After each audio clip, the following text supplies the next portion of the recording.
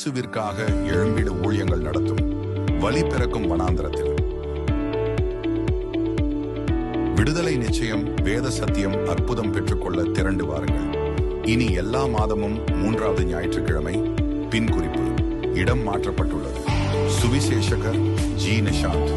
June 15ஆம் தேதி ஞாயிற்றுக்கிழமை மாலை 5 மணி முதல் இரவு 8 மணி வரை. எல்லா மாதமும் 3வது ஞாயிற்றுக்கிழமை. இடம் Zion complex, Pammal, main road, Muthamizh Nagar, Pammal, Chennai 6,775. தொடர்புக்கு 9791028855 மற்றும் 7448754484. அனைவரையும் அன்புடன் அழைக்கின்றோம். வாருங்கள், பங்கு பெறுங்கள். கர்த்தருக்குள் அன்பான தேவ பிள்ளைகளே, ஆண்டவரும் இரட்சகருமாகிய இயேசுவின் நாமத்தில் உங்களுக்கு என் அன்பின் வாழ்த்துக்கள். இந்த நல்ல நாளிலேயும் சங்கீதம் 118 அதனுடைய 13வது வசனத்தை வாசிக்கிறேன். நான் விழும்படி நீ என்னை தள்ளினாய், கர்த்தரோ எனக்கு உதவி செய்தார் என்று எழுதியிருக்கிறத பார்க்க முடியும். இன்னைக்கு நீங்க உங்க வலது கையை உயர்த்துவீங்கன்னா உங்களை பார்த்து நான் தீர்க்க தரிசனமா சொல்றேன், உங்களுக்கு யாருமே உதவி செய்ய முடியாதுன்னு சொல்ற இடத்துல கர்த்தர் உங்களுக்கு உதவி செய்வேன் என்று சொல்லுகிறார்.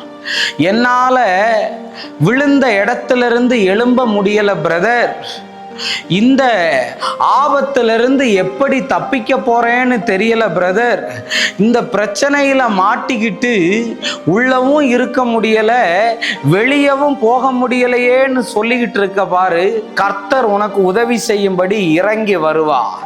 வேதம் சொல்லுகிறது, என்னை விழும்படி நீ தள்ளினாய்.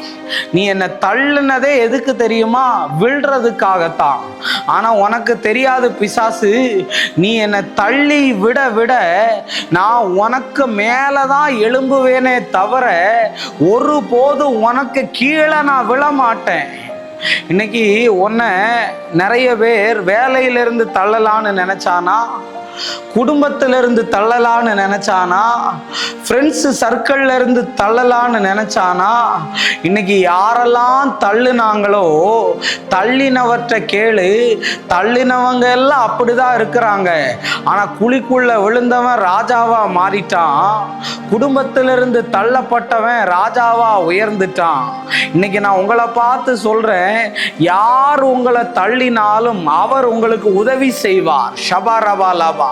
யோசேப்பை குழியில விழும்படி சகோதரர்கள் தள்ளினார்கள், ஆனால் ஆண்டவர் அவனுக்கு ஒவ்வொரு காலகட்டத்திலையும் உதவி செய்து கொண்டே இருந்து அவனை ராஜாவாய் மாற பண்ணினார். தாவீதை குடும்பத்திலிருந்து எல்லாரும் தள்ளினார்கள், ஆனா அவனை தான் கர்த்தர் ராஜாவாக அவங்க கண்ணு முன்னாடியே வைத்தார். இன்னைக்கு உன் வேலையில உதவி செய்யும்படி, உன் குடும்பத்துல உதவி செய்யும்படி, எனக்கு உதவி செய்ய யாரும் இல்லையே, என்னை முன்னேற்றி விடுறதுக்கு கை தூக்கி விடுகிறதுக்கு யாரும் இல்லையேன்னு நீ அழுது கொண்டிருந்தனா கர்த்தர் உனக்கு உதவி செய்வார். கர்த்தர் நீ விழுந்த இடத்திலிருந்து உன்னை தூக்கி விடுவேன் என்று சொல்லுகிறார்.